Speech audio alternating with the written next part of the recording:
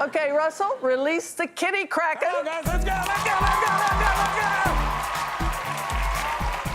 Working with Carol Burnett. Let's start with Carol, and then we'll get to you. Right. Never mind. Listen, I don't at all get offended when people go, "What's Carol Burnett like?" It's just she's amazing.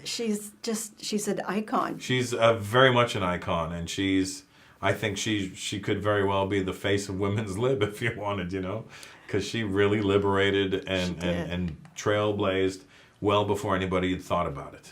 And of course, that makes you 1 degree away from Lucille Ball, Tim Conway, all these people. Oh yeah, and Harvey Korman, all the greats. Incredible, incredible. Well, how did you get to be on the show then? It was an audition process, and it got narrowed down to 4 guys, and I was the winner. Yay! Yeah, even I was like, yay. Actually, what I did say was when I went for the I guess the second round of auditions, where they had narrowed it down to 4 guys, I didn't know who the other 3 guys were. And then I went and I auditioned, and then I walked in the back room. It was a room like this, and Carol Burnett was sitting there, and Carol Leifer was sitting there, who was the head writer. Right. And they had the board right there with all the guys on it, the other 3 guys, and I knew all of them. And I looked at it and I went, white guy, other white guy, gay white guy, and me. I go, isn't it obvious, guys? You want the one that stands out. You actually said that to them? I literally said that to them. Attaboy. Yeah. I was like, well, what am I going to lose? If I don't have it, I'm not going to get it anyway. It's so un-Canadian. I know. I was like, screw it. I want to work with Carol Burnett. And these guys were too young. The other guys that were on the board, I was like, they're not going to really appreciate the magnitude of what a phenomenal person Carol Burnett is. And she's just, it's all there, all that charm, that warmth, that. It's not fake. Yeah.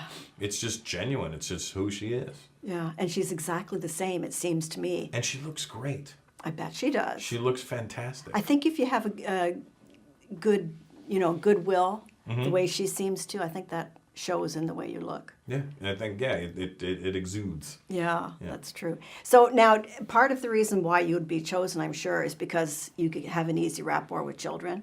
Well, yeah, being a father, I think I was the only one of those guys who was a father as well. Oh, nice. So that gave me a slight advantage as well.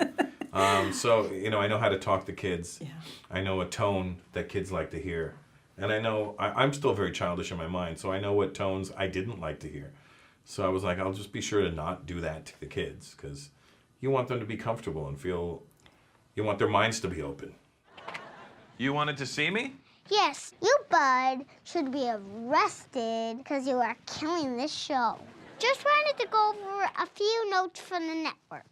Fire away. We're getting lots of complaints about your outfit repeating. The audience feels like we're teaching a bad lesson to the kids on hygiene. Or a lesson on saving laundry time. You're welcome, parents. A Little Help with Carol Burnett is the title of it. Mm-hmm. And it again, that harks back to the 70s, A Little Help from My Friends, It just all makes perfect sense to someone of that, to so many of us. Yeah, she's, it's one of those things where, even when you watch it, even if you're not in the room with her, you watch it and you go, oh my God, I'm watching Carol Burnett. And she's just as wonderful as I remember. Yeah, and I mean, I completely teared up. Oh yeah, it was really cool. She did, at that time, that's when she taped the 50th anniversary special of the Carol Burnett Show. And she invited me to go to it.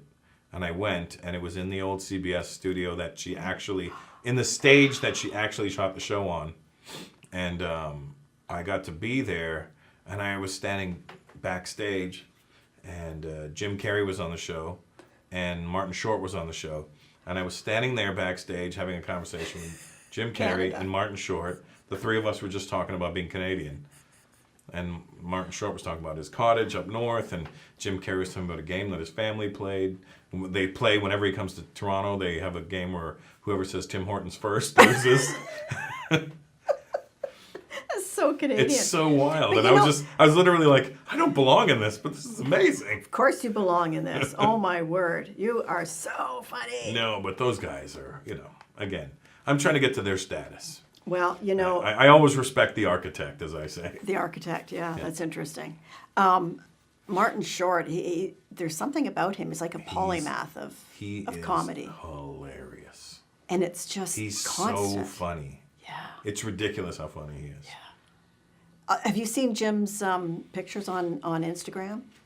Jim Carrey's? His paintings? No, I haven't actually, but I'm friends with his daughter, Jane. Oh, are you? She lives in my neighborhood, and her son Jackson will come over and play in my backyard because I have a jungle gym.